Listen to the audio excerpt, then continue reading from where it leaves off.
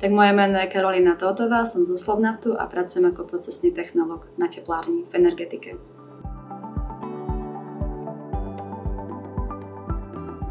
Mne sa tento projekt veľmi páči, podľa mňa pre mladého človeka, ktorý nastúpil práve do firmy a hľadá nejaké zelené projekty alebo nejaké zelené myšlienky, nejaké nové inovácie, ktoré by mohol aplikovať, tak je to vlastne portfólio, ktorého sa môže odraziť.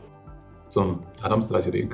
Ja som Andreas Nosal, študujem informatiku, ako zdigitalizovať svet a to je naša práca. Najviac sa mi páčilo, že sme boli v takom viac korporátnom alebo pracovnom prostredí, čo som nikdy v živote ešte nezažil. Sme tu jediní študenti a prednášky, ktoré sme zažívali, nám veľmi veľa toho priniesli. Najmä čo sa týka storytellingu. Najviac, čo mi prinieslo vlastne všetky tieto prednášky je, ako prednášať. Sice paradoxné, ale veľmi ťažké komunikovať medzi ľuďmi.